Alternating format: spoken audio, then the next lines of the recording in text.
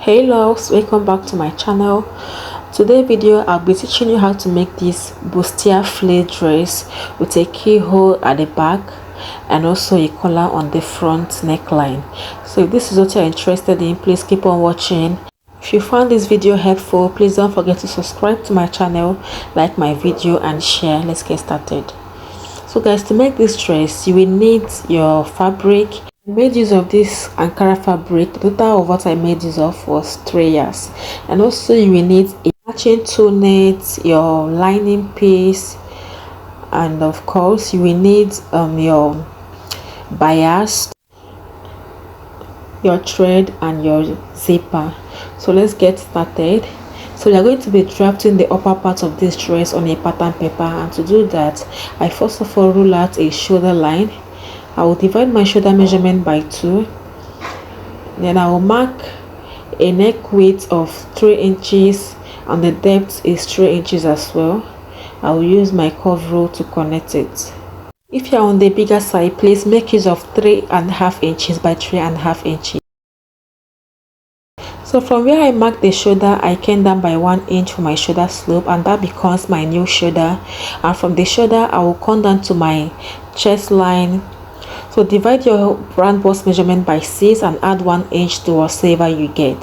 So I'm going to confirm what I have there. In order to get a straight line on the chest line, I will mark it out on the center of my pattern paper, and I will go ahead to roll out my chest line. I'm going to go ahead to label it my chest line, which is CL. So from the shoulder line I will come down to my bust point, my under bust and my waistline, and I'll go ahead to mark out the measurements again in order to get an accurate line. So I'll use my ruler to connect it across, and after that is done, I'm going ahead to label it my bust point, under bust and waistline. I'm going to find the midpoint of what I have from the shoulder to the chest line. I will go ahead to divide my round bust measurement by 4. I will mark it on the chest line, and after that I will go ahead to curve my armhole. I'm going ahead to divide my under bust measurement by 4 and my waist measurement divided by 4 as well. I will go ahead to connect my body measurements.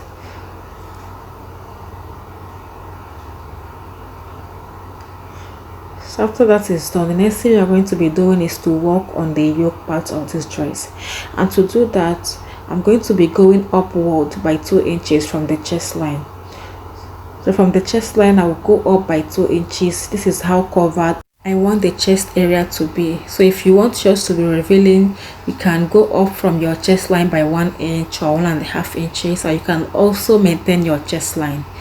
So as for me, I just went up from my chest line by 2 inches. So on that line where I went up by 2 inches, I'm going to mark half of my nipple to nipple measurement all the way down to the waistline, and I will go ahead to roll it into a straight line. On my under bust, I will take 1 inch on both sides of the dart leg, and I'll also repeat the same thing on my waistline. I will go ahead to connect the points together.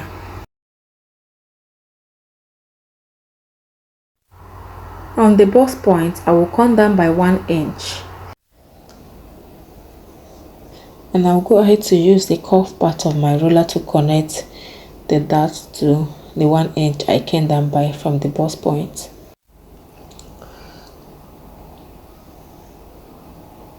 After that, on that line on the upper part, I will take ½ inch on both sides of the dart leg, and also from the bust point I will go up by 1 inch, and I will go ahead to connect the dart. After that is done, we are going to be replacing all the darts we took out, and I extended that line a bit. I'm going to be replacing the 1 inch dart I took out, and on the under bust I will also replace the 2 inches dart I took out from the under bust, and also on the waistline I will replace the dart, and I will go ahead to curve a new armhole. and from the chest line I'm going to connect it to my under bust, and from the under bust to the waistline, and that is all. So I'm going ahead to mark where I am going to be cutting out. Go ahead to cut out the pattern. So this is the yoke part of the dress. I'll keep it aside, and I'll go ahead to cut out the dart on the bustier area as well. And after that, this is the pattern for the upper front part. So for the back part, I'm going ahead to mark out all the necessary measurements, and I'm going to be explaining that. I marked a neck width of 3 inches, and I also divided my shoulder by 2. I came down by 1 inch from the shoulder, and then I marked out the chest line. I glued it across. From the shoulder, I came down to my under bust and my waistline. And that is all for that. And I will go ahead to label my chest line, my under bust, and my waistline. So after that, I will come down by 1 inch for the back neck depth. I will go ahead to connect my neckline. So I will find the midpoint of what I have from the shoulder to the chest line. On the chest line, I will divide my round bust measurement by 4, and I will go ahead to curve my armhole with my curve rule. On the under bust, I will divide my under bust measurement by 4. The under bust measurement is totally optional, and I also went ahead to divide my waist measurement by 4, and I will go ahead to connect all my body measurements. So after that, we are going to be creating the keyhole on the back side of the dress, and from the chest line I will go in by 2 inches. I will use the curve part of my ruler to connect it to the neckline. Just watch the way I am placing my curve. So from the 2 inches I connected it to the neckline, and from the waistline I will also go inward by a ½ inch in order to avoid zipper bulge on the back side of the dress. And I'm going ahead to shade it because I'm going to be cutting it out. So I'm going ahead to cut my pattern out. I will go ahead to separate the yoke from the main bodies, and I will go ahead to cut out the keyhole. So that is basically all for the drafting of the upper part. As you can see, I'm going to be cutting the front and the back yoke on this white length fabric. So I went ahead to fold it into 4 because I want to cut 2 pieces each of them, and I went ahead to place the front part of the yoke. I will add ½ inch stitching allowance all around.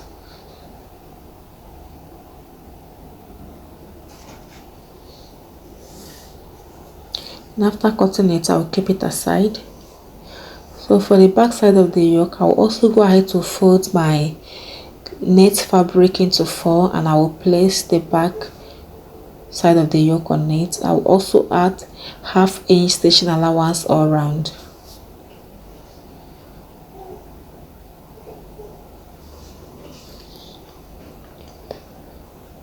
And after that, I'll also go ahead to keep it aside. So for the bustier area, I've gone ahead to pin it on my fabric. Remember that we didn't add any stitching allowance when we were drafting our patterns. I went ahead to mark out stitching allowance of 2 inches on the side, and every other side I will be adding ½ inch.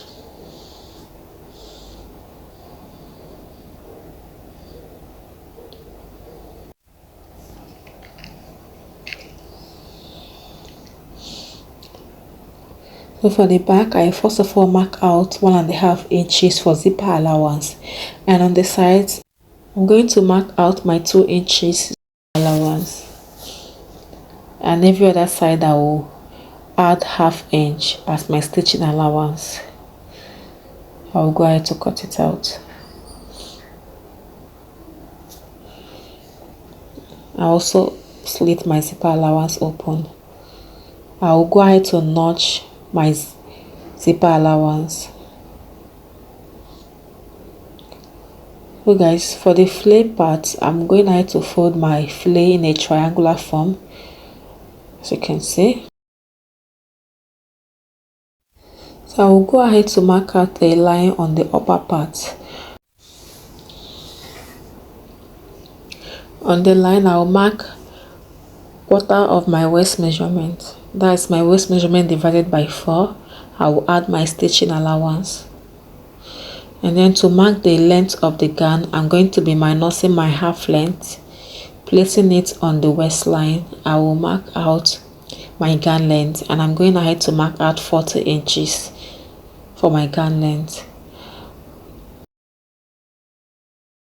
As I'm marking it, I'll be shifting my tape both on the down part and also on the upper part. I will go ahead to connect the dots, and from the waistline I will mark a straight line to make the down part of the dress. I will go ahead to cut it out.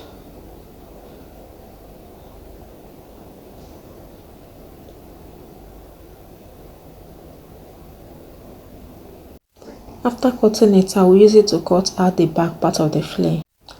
I've gone ahead to fold another fabric in a triangular form, and I'm going ahead to trace the exact thing I have on the front part of the flare or the back. The only difference is that there will be zipper allowance at the back, so make sure to leave zipper allowance on the back before you place the front part of the flare. I hope that is clear, as you can see. So after that, I will go ahead to mark out my zipper allowance for 1.5 inches. I will mark it all the way down, and then I will go ahead to connect it with my straight rule. After that, I will cut out the excess fabric.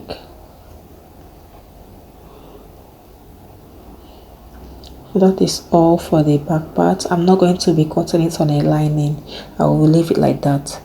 So my lovelies, we are going to be joining all the pieces together, and as you can see, I went ahead to cut out lining piece for each of all the pieces, and I also fused my interfacing on it. I'm not padding this dress, so that is all for that.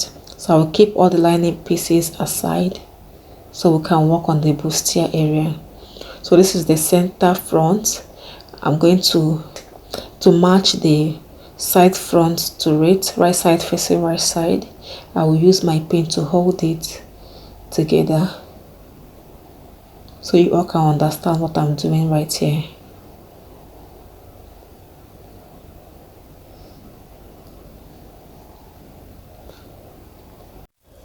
After pinning it down, I'm going to be stitching it by 1/2 inch.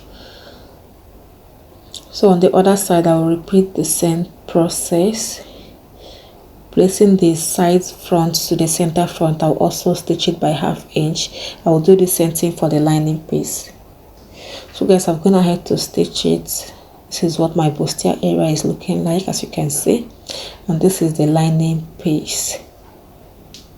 I will go ahead to keep it aside. So this is my net part that I cut out. Like I said earlier, I cut out 2 pieces for each and every one of them, and I also went ahead to join the 2 pieces together. So I just place the 2 pieces together and I run a stitch on it in order to make it one piece. Hope that is clear. So what I will do next is to use my bias to pipe the areas I'm going to be showing you right now. So first of all, I will stitch the armhole area with my bias, and after that I will turn it to the right side. So I'm doing the stitching from the wrong side of the net, and after that I will turn it to the right side of the net. I will stitch it, and also I will stitch it on the keyhole on the back and also on the neckline for the back. So that is all for the back. And for the front side of the yoke, I'm only going to be piping the armhole area. So guys, I've gone ahead to do that. As you can see, I piped the keyhole area, the armholes and the neckline. So for the front yoke, I only piped the armhole alone. Next thing I'm going to do is to join the yoke to the bustier area, and I folded the yoke into 2. I notched the midpoint, and I will also fold the bustier area into 2 as well. I will also go ahead to notch the midpoint, and after that I will match the notches I made on the midpoint, and I will go ahead to pin the net on the bustier area, like you can see me doing like this. After pinning it down, I will use my lining piece to cover it up. So you will notice a tiny space on the armhole. So we are going to go ahead to close the armhole, close the sides, and then the upper part as well, and we'll repeat the same thing for the other side as well. We'll go ahead to do that. And for the back, this is where I notched my zipper allowance earlier. Remember that we went in by 2 inches before we created the keyhole on the back side. So I marked out the 2 inches and I'm placing the yoke on it. I'll use the lining piece to cover it up.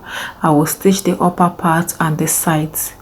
I'll repeat the same thing on the other side. I will mark out 2 inches. I will place the yoke on it and I will use my lining piece to cover it up. I will stitch the upper part and the sides. I'll go ahead to do that. So guys, as you can see, I'm going ahead to attach my yoke to the upper part. The next thing I will do is to cut out the collar for the front neckline, and to do that I have my front yoke. As you can see, this is the front yoke. I'll be using it to draft the collar. So I'll be teaching you the easy method I use to achieve the collar. So this is the shoulder side of the yoke. This is the neckline. From the shoulder area, I will go outward by 1.5 inches. I'll mark 1.5 inches. I'll keep marking 1.5 inches, making sure that I maintain my tape on that neckline. And when I get to the cuff part of the neckline, I will increase it to 2 inches. And on the center of the pattern, I will mark 2.5 inches. So the length of this collar totally depends on you. You can increase the length of the collar, but I want mine to be smaller. So I'm going ahead to connect it with a rough sketch, like you can see me doing on the screen. And after that, I will use my curve rule to give it a proper curve. Just watch the way I am placing my curve rule. I will go ahead to give it a nice curve.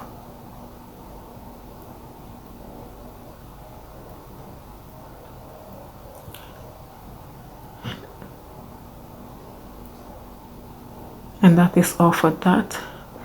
So for the from the center of the pattern, I will go in by 1 inch. From the center of the pattern, go in by 1 inch, and I will bring my curve rule again. I will use my curve rule to connect it to the neckline, like so. From the 1 inch I went in by, I will connect it to the neckline with the curve part of my ruler, as you can see me doing like this. So that is all for that, and I'll go ahead to blend that point. I don't want it to be sharp, so just use your free hand and give it a good curve on the down part. I'm going ahead to give it a round shape, and I'll go ahead to cut it out.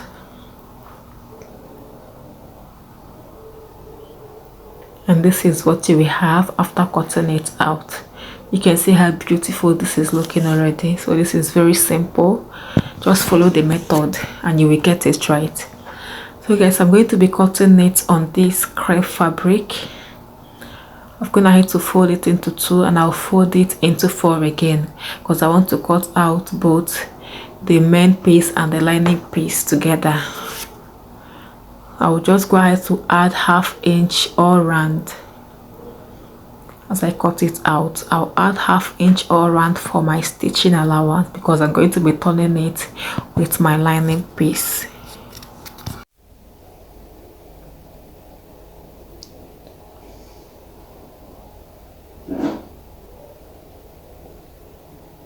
And after cutting it, I will open it up. So like I said earlier, I cut out 4 for both the lining piece and the main piece. So this is what it's looking like. What I will do next is to place the lining piece on it. I will go ahead to place the lining piece on it, right side facing right side.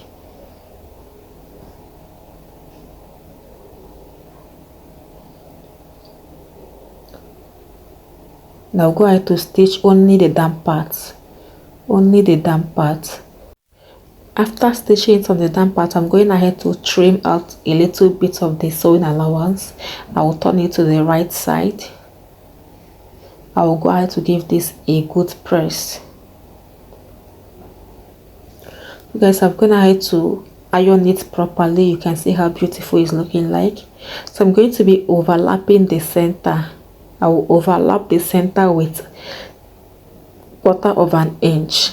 I will use my pin to hold it down, as you can see. So I'll bring my dress. I'm going to turn the dress to the wrong side, and then I will match the collar to the neckline. I will go ahead to use my pin to hold it down.